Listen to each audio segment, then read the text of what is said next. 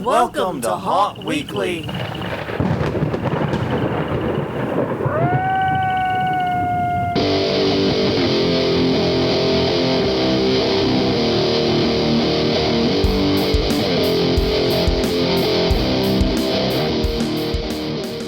Hello and welcome to Haunt Weekly, the podcast for haunters by haunters. I'm Jonathan. And I'm Crystal, and we're back for another episode. That's right, Crystal. Today we're going to be talking about an important aspect of running a haunted attraction that is often overlooked: marketing. Marketing? That sounds boring, but I guess it's important if we want people to come to our haunt. Exactly. And there are a lot of different marketing strategies that haunts can use, from social media to print advertising to email campaigns. But the key is to find the right mix of strategies that will reach your target audience and convince them to visit your haunt. That sounds like a lot of work. How do we even get started with marketing our haunt? Well, the first step is to identify your target audience. Are you catering to families with young children, teenagers looking for a scare, hardcore horror fans? Knowing your audience will help you tailor your marketing message and choose the right channels to reach them. That makes sense, but what if we're not sure who our target audience is? Then you might need to do some market research. Talk to people in your community, do some online surveys, and check out the competition to see who they're targeting. Once you have a better sense of your audience, you can start developing your marketing plan.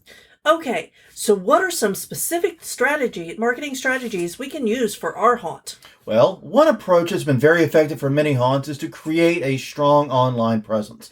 That means having a website, active social media accounts, and engaging content that will attract and retain followers. Right.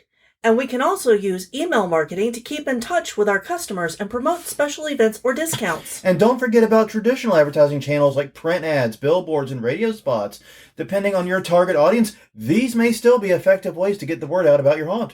That's a lot of different strategies to consider. How do we know which ones will work best for us?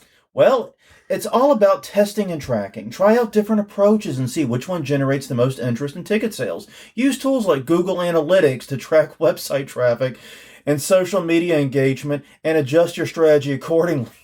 That sounds like a lot of work, but it's definitely worth it if it means more people will come to our haunt. Absolutely. And remember, marketing is an ongoing process. Even if you have a successful haunt and have been around for years, you still need to keep promoting and reaching out to new audiences to stay competitive. Great advice, Jonathan. Thanks for sharing your marketing expertise with us. Anytime. Crystal, and thanks to our listeners for tuning into another episode of Haunt Weekly. We'll be back with next week with more tips and tricks for haunters. How many of you are wondering what the fuck is going on?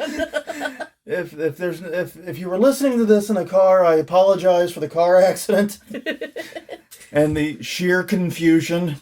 If you didn't notice the title of this week's episode, it is entitled AI and Haunting.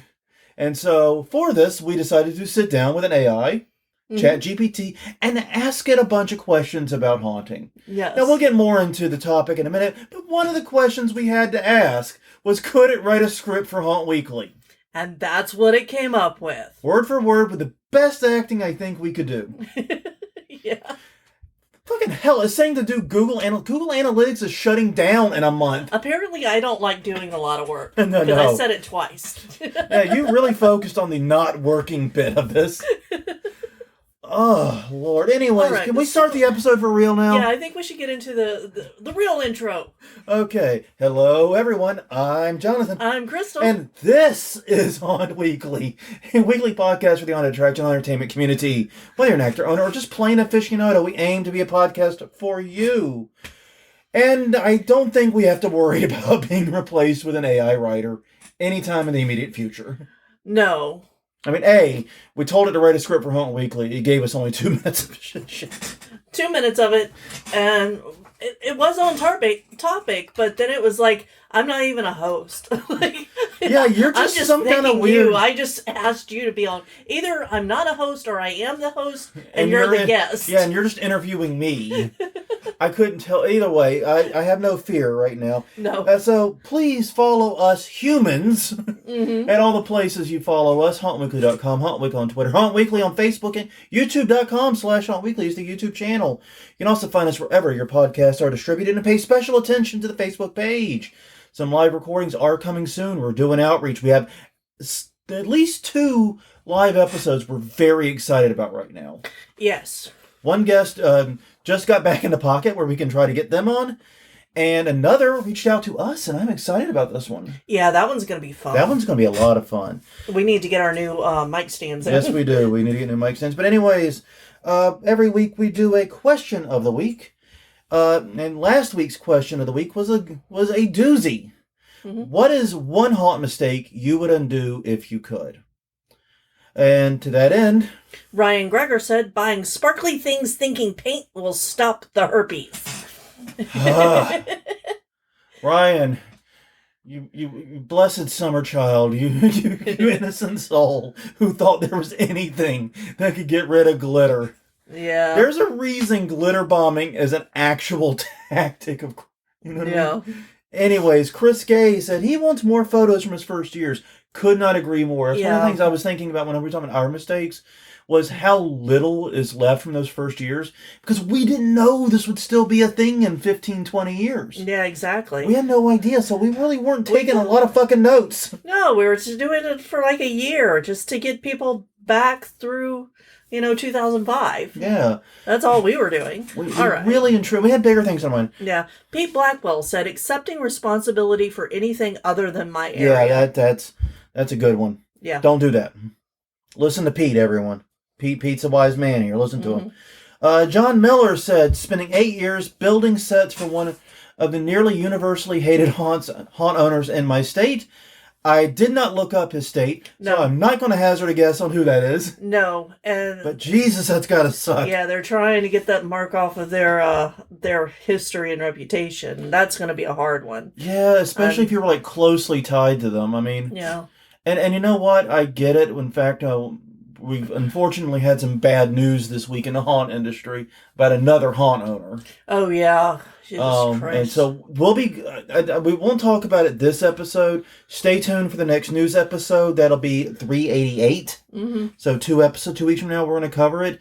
But yeah, just know that there is another scandal involving a haunt owner doing things with underage actors that no haunt owner should ever do. Yeah. With any underage people at all. Yeah. Anyway, moving on. Brian Page. Not related to Adam Page or Brian Cage. Oh, well, that's good to know. Glad you researched that. Yeah. Not having 4x the cash in reserves when I opened, this shit's expensive. No fucking shit.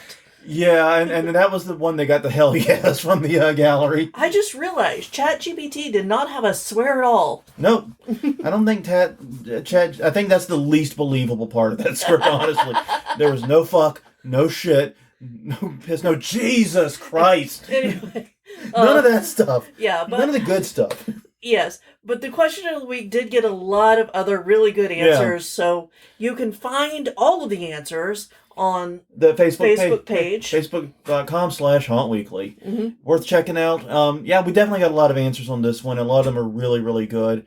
But as far as the cash reserve thing, yeah, I think cash and haunting is like firewood. You get as much as you think you need, and then double it at least. Yeah. So I'm pretty sure that's the case. Anyways, this week's question of the week, let's keep it AI themed. What do you see being potential uses for AI in haunting? Mm-hmm. Well, anyways, on that note, it is an even number episode. That is mean. It is time to choke on our own spit. Yes. And also to do the conference reminders. Now, before we jump in, apologies. The last episode we did these, I kind of borked it. I forgot to update some of the notes. I've gone through, I've updated everything. We should be caught up. So, if, things sound a little weird in the conference order, that's why. So, I'll start this one off. Coming up April 29th, next weekend, people, pay attention. In Los Angeles, California, it is the Spooky Swap Meet at the Heritage Square Museum, a great place to purchase gently loved items, including costumes and decor created by one of the co-founders of Midsummer Scream. SpookySwapMeet.com for the details. Then at Southeast Hollows Haunt Convention, May 5th through May 7th in Savannah, Georgia at the Savannah Convention Center, featuring 3 days of haunted attraction seminars, 2 makeup contests, and a masquerade ball. Early bird tickets available in... No, you missed I'm those. deleting that. Yeah. Yeah, you don't have early bird. It's not early anymore. Yeah, it ain't early. If you expect an early bird ticket now, it's on you. Yeah. There are those conferences that offer them up to the day before, which is just weird. Yeah, anything that's not at the door is considered early bird. Yeah. And that's the Comic-Con we went to, did the same thing. Exactly. But anyway, if you want to find out more about them, it's SEHHC.com. Then June 8th through the 11th is Midwest Haunters Convention in Rosemont, Illinois at the Donnelly Stevens Convention Center. I swear I checked it just 10 minutes ago. The 2023 info is still listed as coming soon. So yeah, feel free to set up an alert on the page, MidwestHauntersConvention.com, so you can see when that finally gets posted. I mean, Jesus Christ, guys, April's almost over. Yeah. Michigan Haunt Fest is going to be June 23rd through the 25th in Munith, Michigan at the Oaks Campground. Demos and make and takes, meals not provided. Saturday, adults charge $2 for the entry fee to the park. MichiganHauntFest.weebly.com. Yep. And finally, July 15th and the 16th, it's Texas Haunters Convention in Mesquite, Texas at the Mesquite Convention Center. Where they're eating mesquite barbecue, and anyways, features a trade show floor, a costume ball, door prizes, costume contest, and a game night. TexasHauntersConvention.com for more information. All right, I think that brings us back into the fold. Basically, though, work we did for our haunt this weekend was none. It's this with jury duty and everything that's been going on. I'm fucking burned out. Yeah. We've been dealing with physical and mental exhaustion here lately. We have things we want to do. Now that we have the design, we're ready to jump in, but we need to both do work inside the haunt and in the backyard. Yeah. And one of the issues we've had is lately we've been putting in a lot of hours on the yarn store. Yeah. Too. So we're hoping to get started soon, but it has been very frustrating trying to. So anyways, the title of this week's episode is AI and Haunting. And I want to have like a few minute talk here in the very beginning before we jump into our conversation with ChatGPT. Yeah. And if there's interest, let me know if there's interest. If you hear this bit and are curious, I will copy and paste the entirety of the conversation into a Google Doc and share it in the show notes. Yeah. So everyone can read the full fucking thing. And I'm totally happy to do that, but I'm not going to waste my time with it if there's no interest, because I don't want to throw shit at you don't need. So AI and haunting. AI has been the big topic. Artificial intelligence has been the big topic lately. And it's been huge in the tech world, and in my day job, it has dominated the news in a way that is unprecedented in my pushing 20-year history of doing this. Yeah, it caused a lot of issues for you. It has been literally top of mind on both the copyright and the plagiarism side for a lot of very valid reasons. So just be mindful of that. But this is day job stress here too for me. But I'm not someone who, even though a lot of people think I'm really anti AI, I'm actually not. I mean, I don't like the way AI was created, the way these AIs were trained. In that they used other people's copyrighted works and other people's creative works without permission to train these large language models, or LLMs as they're called. I don't like that. But I do think this technology has a lot of potential. I think it has a lot of potential in haunting too. Because here's the thing. We used ChatGPT and asked it a bunch of silly questions and got a pretty diverse collection of answers, we'd say. Yeah. They were diverse, and some of them were funny, and I was really hoping they would give me actual answers. But some of these, but AI, the concept of it has a myriad of other uses. And one of the things I've been thinking about that could be really, really good if AI powered in haunt, for example, is the timing of props. Because right now, prop timing and timing in general in a haunt has to be done either by a rigid timer system or just, trigger activation or whatever. But I really think there could be something here for an AI controlled prop management system. Adds a little bit of unpredictability to it, but it might be able to work better at targeting and, really nailing customers with various scares. So I think it could be useful. But I'd be curious to hear, and that's the reason that's the question of the week, is what do you see the uses for AI in haunting being? We are such a human-driven industry that was my struggle bus effort to come up with an area it could truly be useful in haunting. Yeah. The other areas are a bit of the more cliche ones. It might be able to help with like writing responses and chatbots and things. Might be able to help generate social media posts, respond to emails. Come up with contest type questions. Or even be able to like grade and process contests too, type thing. Yeah. I mean, there's useful elements for it in marketing, but basically one of the problems right now is that what AI is being used for is either spitting out text, which is what we primarily used it for, or creating images/video. And I mean, I grant AI-generated haunted attraction videos could be interesting, but why not just shoot a real video of your haunt? It'd probably be easier in the long run, Yeah. And one of the things we did was we actually cut a image AI loose on a couple of prompts we had. The first one was fascinating. We had produced a haunted attraction poster. Yeah. And okay, it had no actual English on it. No. I had like fake Russian language. I don't know what that language was. Yeah. But it was not any language I recognized. No. But it actually had a picture of a haunted house. It was a well laid out poster. Yeah, it was, and it was retro, which is all in rage right now, Retro never leaves rage. It's just a matter of what is retro. I know. We're retro. No. We were retro. We're on the retro cycle of our now. We're just old. We're just old. Yeah. That's what we're saying. But yeah, so it did produce a decent poster. But then we asked it to create a layout for a haunted attraction. And it spit out an architectural, like top-down architectural drawing that made no sense. None whatsoever. I could tell it was an attempt at some kind of like blueprint type thing, like the diagrams. Yeah. But it made zero sense. Yeah, because I wanted it to try to build a layout for a 625 square foot haunt.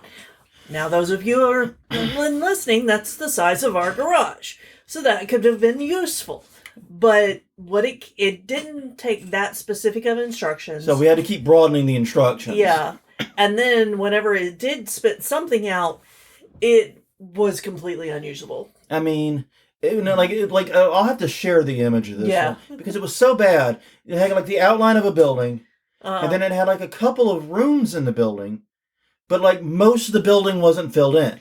And then there was like these slanted walls that were falling over with bats on them. Yeah, I pray if this place ever gets built, I pray I never walk in there drunk because I will be dead. Yeah, I don't think it would pass fire marshal. I don't think it would pass any inspection. I don't think it would stand up as it's designed right now. Yeah, so that was a bust. But no, that goes back to the question of the week, though. What do you think AI could be used for in haunting? We've been kind of racking our brains and not coming up with a lot.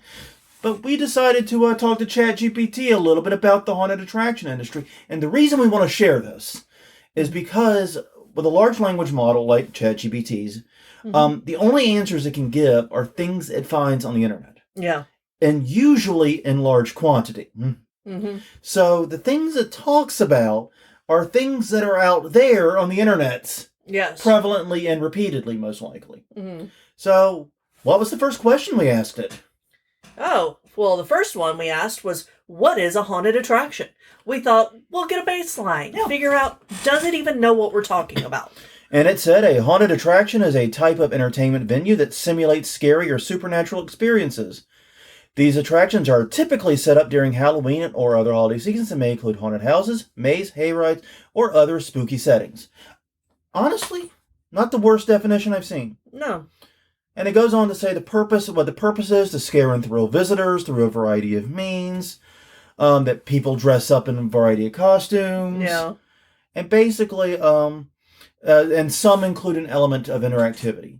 Yeah. Honestly, not the worst definition. I thought we were off to a pretty good start at this point. Me too. So the next question was, what do I need if I want to start a haunted attraction? Yes. And then it spit out a list. I'd had to, and a lot of these are in list format, Yeah. so we're going to be going over the list. So I'll warn you that now. Yeah, and basically we're just going to say a little bit. So starting a haunted attraction can be an exciting and rewarding venture, but it requires careful planning and investment to be successful. Okay, fair. That's all. That's reasonable. That's all reasonable. Then it says you have to focus on location with an explanation, permits and licensing, budget. Yeah, no kidding. Question of the week, people. Theme and design, actors and staff, special effects and props, and marketing. All of that you need to start any business. But I was about to say that, though. What drove me kind of nuts about this answer isn't that it was a bad answer per se. Mm-hmm. It just wasn't specific to the haunted attraction industry in any way. I could say everything about this except maybe actors and staffs about Ellie's Yarn Store. Yeah. Yeah. Go down this list. I mean, we needed a location. Okay, that did take for fucking ever, you know? Yeah. I'm not going to lie. Permits and licensing. Yes, we had to roll through all that. Mm-hmm. Budget. We had a budget. We had a limit. Theme and design. Yeah, we had to come up with colors. We had to come up with a look. We had to come up with an aesthetic. And figure out what was going where. Now, we did not need special effects and props necessarily, but we did need accent items and things in there like the spinning wheel and other things. For staging and stuff, the signs for the window, I would put under special effect. Yeah. So maybe it's not like the same kind. Then as marketing, well, duh. Yeah. Of course you need marketing. So that was what kind of frustrated me here, was that it's like, here's the answer to your question. It's super generic, could apply to almost any business. There's nothing special related to haunted attraction industry. And I mean, and it's kind of funny that I'm the one bitching about that, because the whole reason we started Haunt Weekly way back when we started it was to talk about haunting as a business. And partly as two people who aren't in the business but are business people. Yeah. Talk about it that way. So yeah, I mean, we were trying to pitch haunted attraction as being just another business. And then ChatGPT does it, and I get a little fucking offended. Yeah. It's like, you asshole! Alright, so the next question was, what makes a good design for a haunted attraction? Mm-hmm. And it starts out saying, a good design for a haunted attraction is crucial to creating a memorable and scary experience for visitors. Here are some key elements. And we kick into the list again. Once again, it's going to be kind of a theme. Literally. Yes. It starts off with theme, and then layout, lighting, sound, props and decorations, live actors, and safety. And it says safety should be top priority when designing a haunted attraction. And then puts it last in the fucking list. Yes, but I do agree with the point.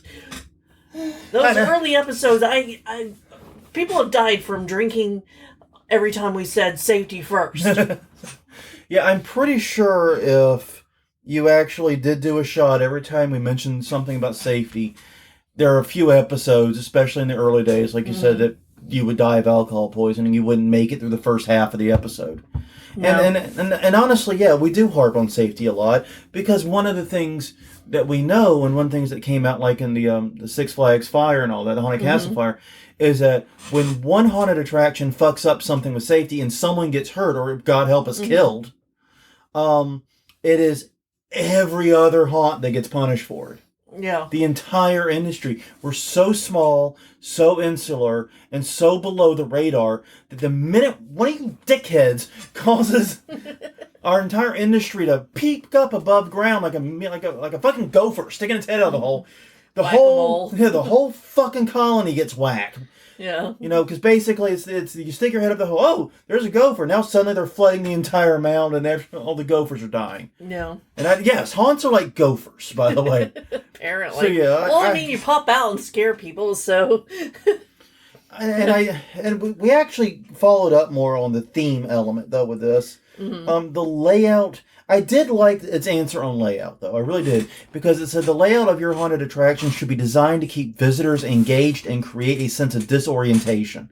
You can use winding corridors, false walls, and hidden passages. Okay, false walls and hidden passages, no. Probably not.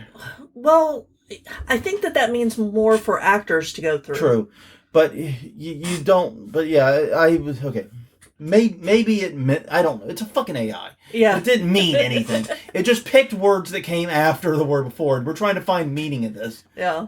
The fact we can Well, find that's the way I interpreted it. the fact that we can find any meaning at all is impressive enough. Mm-hmm. But no, all in all, it was not the worst answer. Like I said, though, I found it kind of weird. It's like safety should be a top priority. No, it's the top priority. Yeah. It's like, yeah, it tried to come in hot on safety, but then put it last and kind of couched it. Yeah. You know, so it's like, whatever. Anyways, moving on. All right. So the next question we asked is, why do people go to haunted attractions? Yeah, we wanted to see how much, if at all, it plagiarized from Margie Kerr. Just wanted to see if we recognize any of her stuff in there. Mm-hmm. But yeah, people go to haunted attractions for a variety of reasons, but the main one is to experience a thrill or scare. Many people enjoy the adrenaline rush that comes with being frightened in a safe and controlled environment. So yeah, I think plagiarizing Margie Kerr pretty well here. Haunted attractions provide a way to experience the excitement and intensity of a horror movie or a scary story in real life. You do realize scary stories happen in real life? Yeah. See, this is the thing. It's like, this is what kind of I've been noticing as I've done this and other things with ChatGPT. Mm-hmm. It's like, you can almost fool yourself into thinking a human wrote this until you get something like that. Mm-hmm. Where it's like, whoa, hold on. You know, like you didn't fully grok this, you know what I mean? It didn't fully take this in. So, yeah, I don't know. This was kind of a nothing answer, realistically. Yeah, but even ChatGPT says that haunted attractions are seasonal for Halloween only. Yeah. At least in this answer. Yeah. Though in the previous answer, it said, and other holidays. Yeah. Yeah. A popular form of entertainment during the Halloween season. Providing a unique and immersive experience that is not available other times of year. Once again, ignoring year-round haunts. Mm-hmm. For many people, visiting a haunted attraction is a fun and exciting way to celebrate the holiday. And yeah, I mean, it is. It's not that you're wrong, ChatGPT. It's just that you're self-contradicting, A. Yeah. And B, you're not fully... It's one of those classic, you're not wrong, but you're not fully right either. Here. Yeah. And that's what's so frustrating about it, because it's like, it feels like it's like almost there to actually putting out the answer, and just screws it up enough that it claws it back. Moving on, though. Mm-hmm. What are some good themes for a haunted attraction? Oh, boy. Yeah, we got a list again. Yeah. Starts with the classic haunted house. So what's your haunted house theme? Haunted house? Exactly. No. What's the theme for the haunted house? What is going to be the theme? Haunted house! That's basically what haunted our skeletons... Haunted house. I don't know what the fuck you want out of me, Margaret. It's haunted house themed. Haunted house.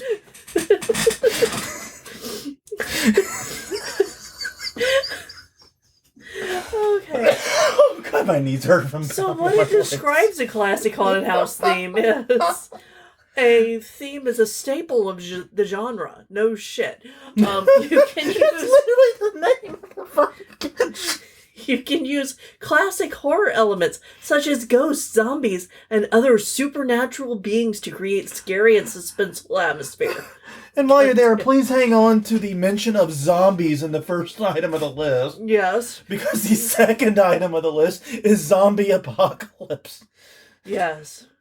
You little redundant motherfucker, you. Mm-hmm. Oh man, this theme involves a world overrun by zombies, and visitors must navigate the post-apocalyptic landscape filled with danger and gore. Yes. Make it sound delightful.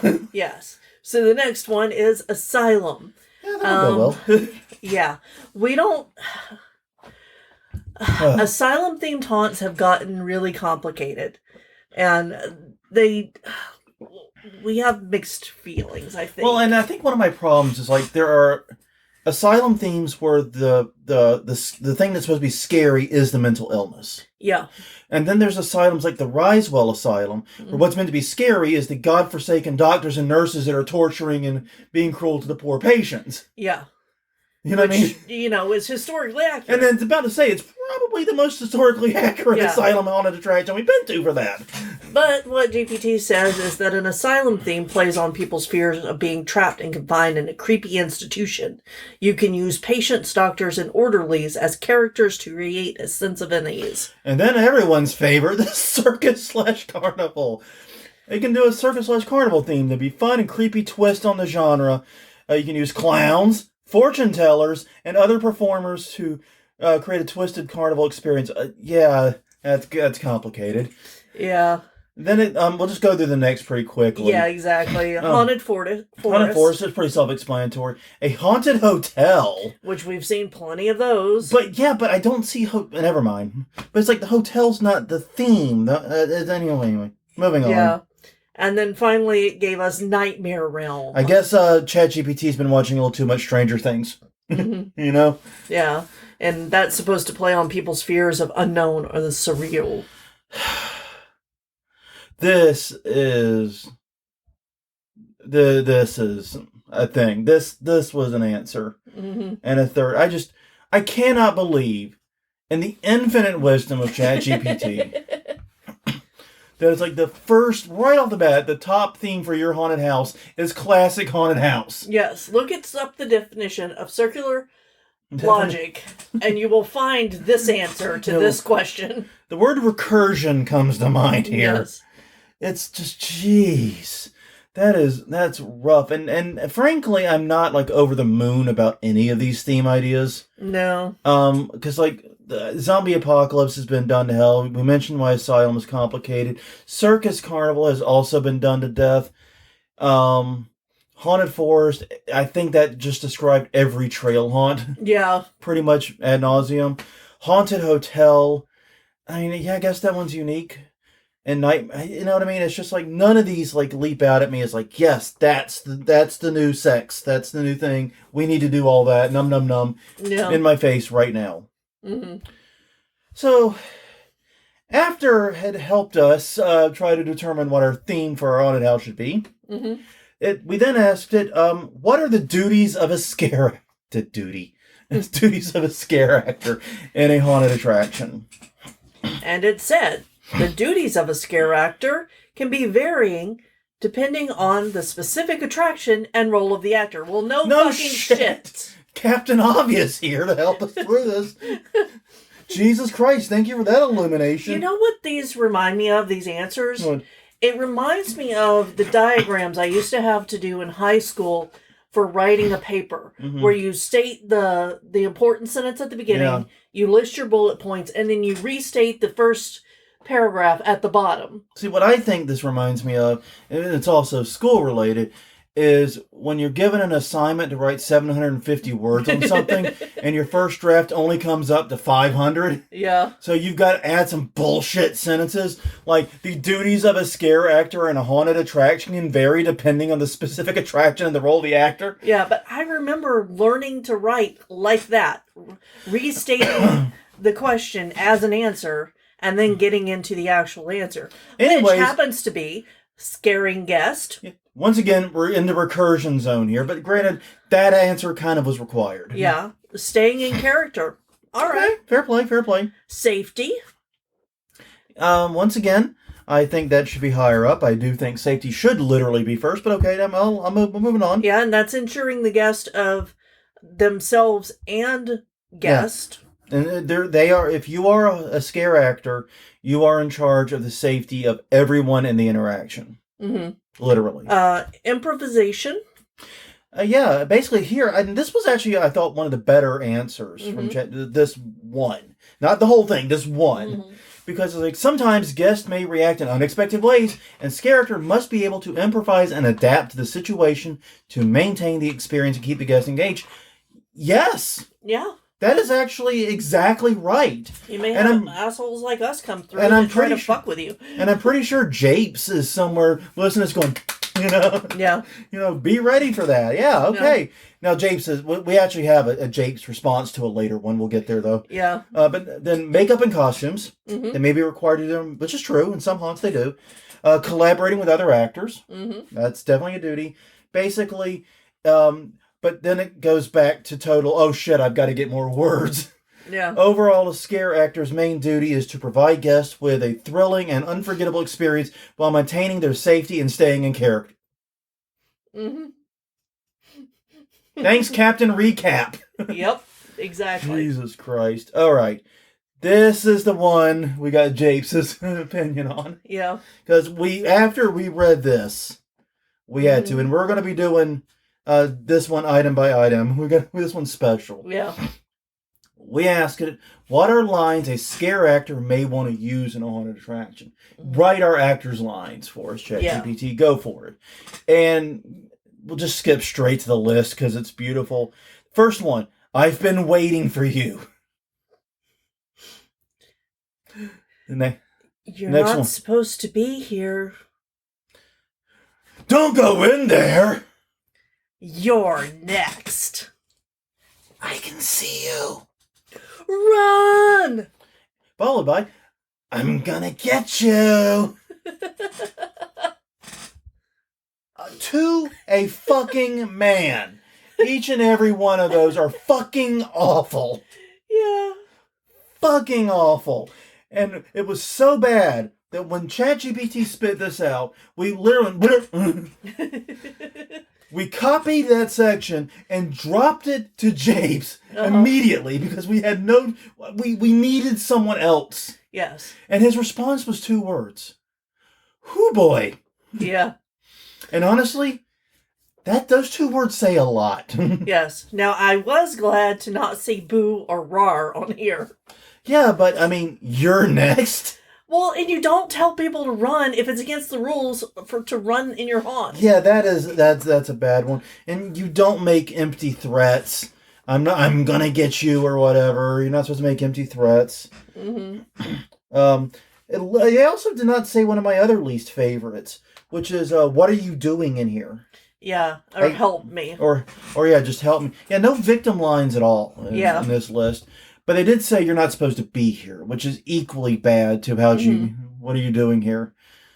But yeah, this is just terrible. Yeah. I mean, genuinely, truly terrible. Yeah. So next up, we asked the reverse of that question.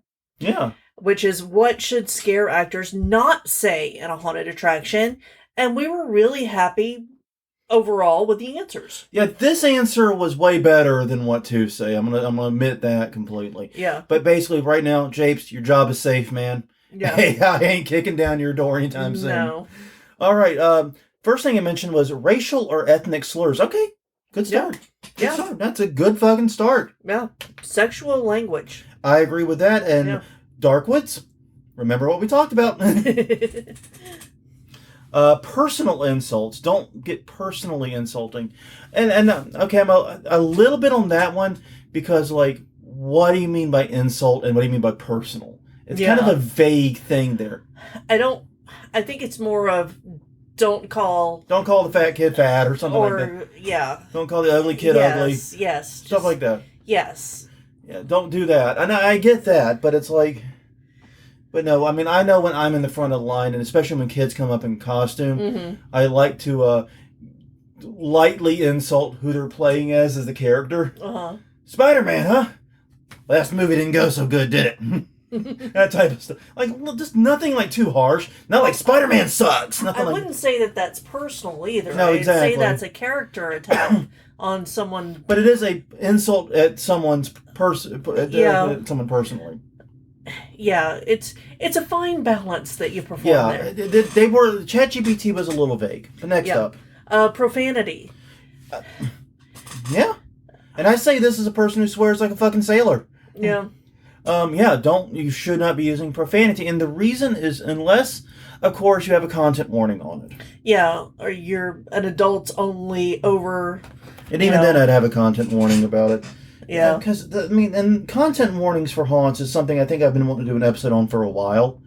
Because... I thought we had done that already. We might have, but we need to revisit it. Okay. It's probably past time if we have.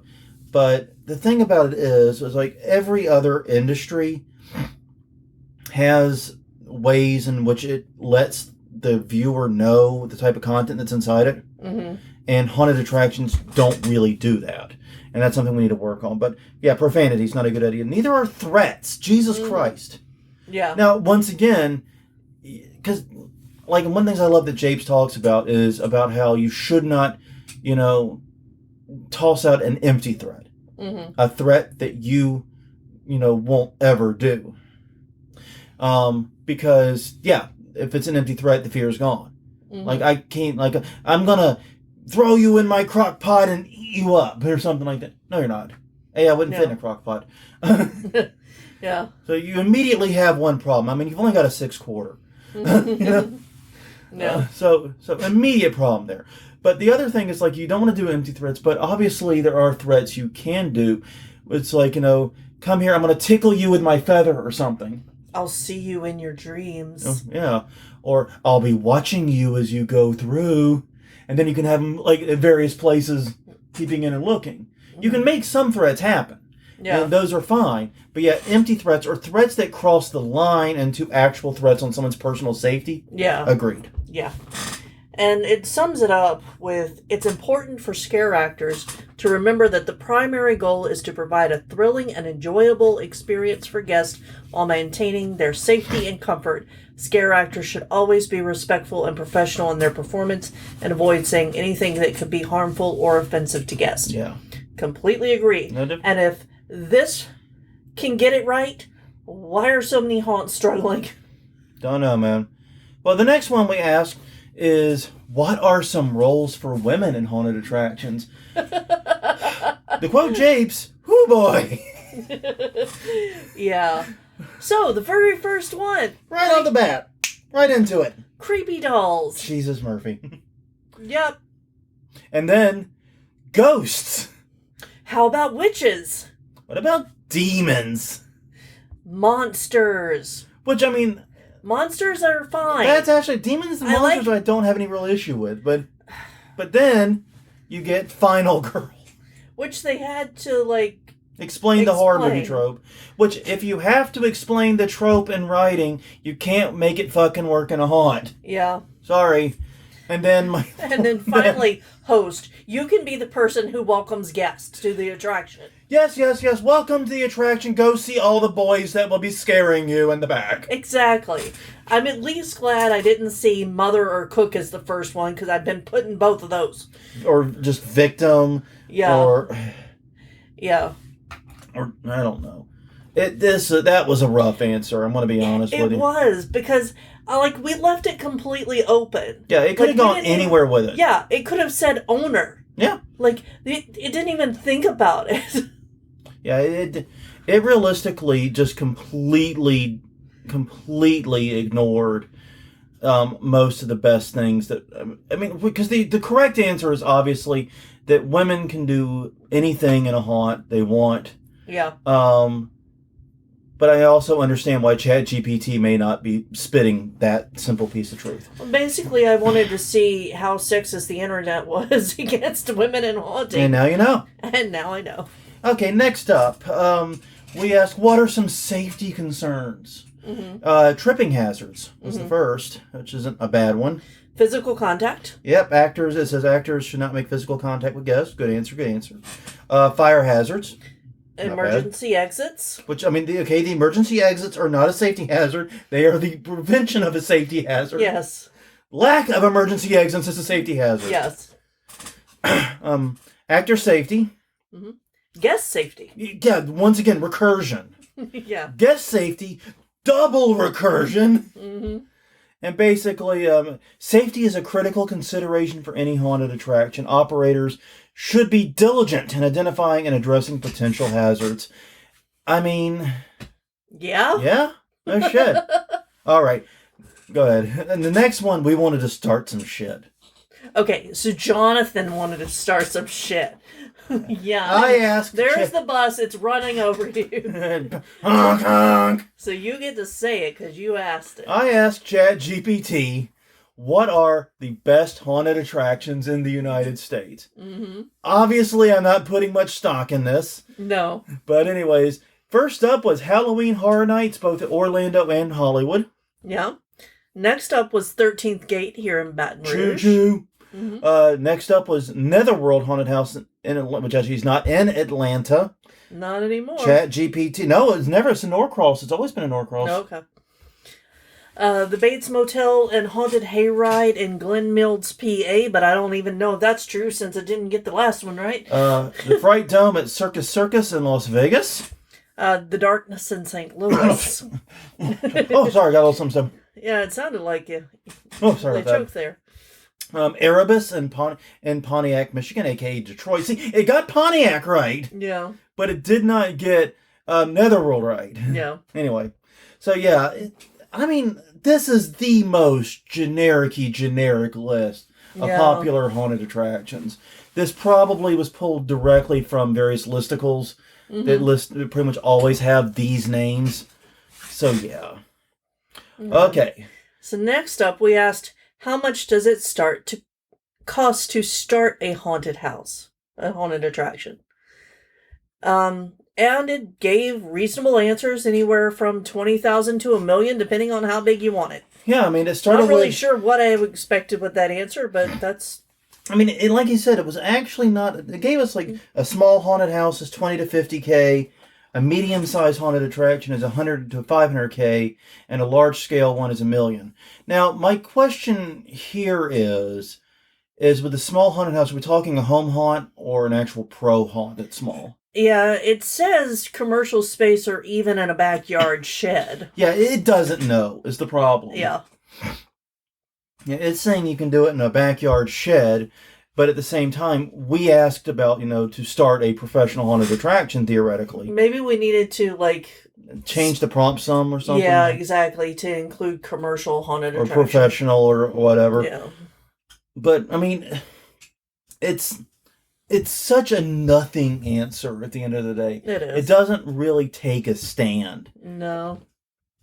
Which, they do the same, and it does the same fucking thing on the next question, which is what makes a haunted attraction successful? Because item 1, high quality scaring. No shit, really? Yeah. Who knew? Oh. Needs to be scary. Got it. Okay. Yeah, no All idea. right. Immersive theming. Skilled actors. Unique and memorable experience. Marketing and promotion. And finally, safety. I'm going to give ChatGPT and IOTA credit because anytime it's been able to sneak safety into a list, it has, including this answer. Always at the bottom of the list, but it's in there. Pretty much always at the bottom, but it is there. So, points for that. But, I don't know what I expected from this answer, but this, once again, it feels so vanilla, so... honestly, if I had read this text on, howtowiki.com or something like that, one of those stupid, spammy how-to websites, I wouldn't have been shocked. Basically, it feels like I'm reading haunted attraction spam at this point. Yeah. I think it's the best way to describe it. And it was written by someone who English is not only not their first language, but probably not their third or the fourth either. So after that, we asked it, what are some common problems haunted attractions face? And it started out, this time, safety's number 1. Yeah. Safety concerns. All right, fine, well played. Yeah. ChatGPT. Staffing issues was second. Yeah. We've all felt those pains. Guest experience. And the highlight that says, providing a great guest experience can be difficult, particularly if there are long lines. ChatGPT. You know who you are. ChatGPT's done with your fucking long lines. Therefore, you should be too. If ChatGPT's saying this shit and you don't know it, you got a real problem. It obviously is not because the information isn't available. Yeah. Anyways, moving on. Poor organization and issues that lead to less enjoyable. Yeah, sorry. Was also in that guest experience. Sorry, yeah. Competition. Yep. Now, I disagree with ChatGPT because haunted attractions can face significant competition from other attractions, in particular in the Halloween season. I always believe the competition for your haunt isn't the other haunts in the city. It's that concert. It's anything going to the movie. It's anything that they could be doing with their night other than going to haunted attractions. Yeah, it's other events. It's other time and money sinks in that season. Weather and seasonal challenges, that one's fair. Yeah, we get wind here. I mean, and if you're an outdoor haunt, it's doubly so. Yeah, I know. And then finally, operating cost. Because it's expensive. Once again, cost. Looking at you, question of the week, crowd. All right. All right, and anyways, our final question. Well, no, let's skip that one. Okay. And go to the one after it, and then we'll make that one our final. That's fair. Because it's funny. Okay, so what makes a haunted attraction experience inclusive? Yes, inclusive, meaning available to everyone. And here, I think the answer, this may be ChatGPT's best answer. Yeah. Legitimately. Because the first thing it says is accessibility. Make sure that it's physically accessible to visitors with disabilities. Yeah. Well played. Yeah. Sensory considerations. Yeah. Consider sensory needs of your visitors. Yeah. Some people have sensitivity to loud noises and flashing lights, so take that into consideration. Yeah. Cultural sensitivity. Looking at certain haunts out there, they know who they are. Mm-hmm. Diversity and representation. Yes. This is a big issue that I see. And it's an issue we've struggled with too, to be honest. Yeah. But ensure your attraction represents a diverse range of experiences and perspectives. Yeah. And staff training. Train your staff to be sensitive and responsive to the needs of all visitors. Mm-hmm. I mean, I can't top that. No. I'm the fucking human here, and this answer, I genuinely think ChatGPT beat any answer I would have given. Because I think it thought of things, and especially the sensory considerations, that I might not have thought of. And the reason I wouldn't have thought of it is because we all have our own things we bring to a haunted attraction, but I don't have any of those particular issues other than being slightly hearing impaired. Yeah. Which probably was not helped by a couple of haunts early years. But I mean, okay, other than some hearing issues, I don't really have sensory issues like they're talking about. Right. Like we have an actor who has a sensitivity to blinking lights and will vomit if we have blinking lights near them. Yeah, I don't. We try to avoid blinking lights full stop. Yeah. Just because, we have enough people go through that the odds of someone being photosensitive epileptic is very likely. Mm-hmm. Okay. Oh, man. That one. Well, I think that we should just say that here's some more of the questions, and if you want that link out there, you can read the answers yourself. Well, and actually what I want to do is I want to save the two of these. How about this? I got it. The next question we ask is, what are some of the important moments in haunted attraction history? We'll go through this fast. 1969, the Haunted Mansion opens at Disneyland. All right, fair. 1974, the Haunted House, widely considered the first modern haunted attraction, opens in Louisville, Kentucky. 1984, Universal Studios has its first Halloween Horror Nights. Then in 1991, the Dent Schoolhouse opens. Yeah. Now, I'm not knocking Dent Schoolhouse, mostly because I need to sleep at night, and various listeners of Haunt Weekly would probably murder me if I did do that. But, really? We're doing 5 points in haunted attraction history, and Dent Schoolhouse is one of them? I was glad to see it on the list. I was glad to see it on the list. See not Disney or Universal owned thing on the list. Yeah, but and that's what you just pointed out. It's like Disney and Universal dominate 3 of the 5 things that listed. Because the 2010, they talk about Walking Dead, the ride being Universal's first year-round haunted attraction. And like, okay, that's true, but what about the planned opening in Vegas? What about? Mm-hmm. And I'm thinking about all these other things, and it's just so weird that the only, other than the Haunted House, the only haunted attraction mentioned was Dent Schoolhouse. Yeah. That's just kind of weird. Mm-hmm. All right. Now, we do a lot of talk about backstory here. Yeah. So we actually had ChatGPT write us a series of backstories. Yeah. And we'll go into them later because that needs some time. Yeah. And we're running a little bit shy on time right now. We got 2 backstories that exist. They are the most generic-y backstories ever. So, mm-hmm. but we're going to do an episode sometime soon about backstories. I know that because we always do. Yeah. There's always ones. I want to bring them up then and cover them proper and maybe like grade them. I mean, really sink our teeth into them. We don't have time right now. So we'll get to the last question. I asked ChatGPT, and I'll take the heat for this one. Mm-hmm. What are some great podcasts about haunted attractions? I just had to fucking do it. You did. Number 1, according to ChatGPT, the Haunted Attraction Network. Okay, that's actually fair. You know what? That's like a whole lot of us on Yeah. the same thing. So, Yeah. all That's right. it. Number 2. The scare factor. Yeah. Once again, totally apropos. Mm-hmm. No disagreement here. Item 3, a little-known podcast called Haunt Weekly. Mm-hmm. Yeah, we were number 3, and it's great. So we're stuck right in the middle of the fucking list too. It's like perfect. Yeah. We're like the most middling of everything. There's nothing interesting to say about us. We're just here. Yeah. Number 4 was Haunted AF. Mm-hmm. Yep. And the last one was The Dark Ride by this, and they mentioned it's by Scott Swinson. Yeah, Scott Swinson's the only host they name. Yeah. Which is weird, because when we had it write the script, it knew our names. Yeah, I know. No, we didn't tell it. We didn't tell it that, and it didn't go, this podcast is hosted by Jonathan and Crystal.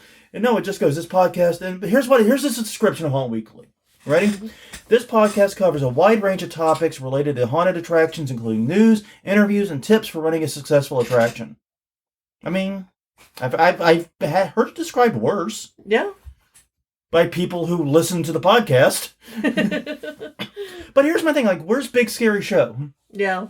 Come on, ChatGPT. Get in there. But anyways, no, there's a lot of great podcasts that did not get a mention here, and I don't know. I don't know how. I think obviously ChatGPT limited itself to 5, and those were the 5 it chose for reasons that are its own, and that's it. Yeah. Don't blame me. Go spam ChatGPT. Drew Badger's jumping on right now. But anyways, that's been our route with ChatGPT and AI and haunting. Let us know what you think. If this episode's been a little different. Uh-huh. So I'll be curious what you think about it. That we should be doing more of this kind of thing, or if we should just never repeat this type of experiment ever again. I understand. Uh-huh. Let us know. You can find us at hauntweekly.com, Haunt Weekly on Twitter, Haunt Weekly on Facebook, and youtube.com/Haunt Weekly. Catch us wherever you get your podcast, Apple Podcast, Google Play, Google Store, whatever. Get your podcast. Let us know. We're eager to hear. So until next time, I'm Jonathan. I'm Crystal. 2 very much human beings. Thank you very much for sharing your expertise with me. Smack. Slap. Smackety, smackety, smackety, smack. What the fuck was I saying? I don't know off the plot. 2 very human hosts that will see you all next week, provided I don't murder Crystal.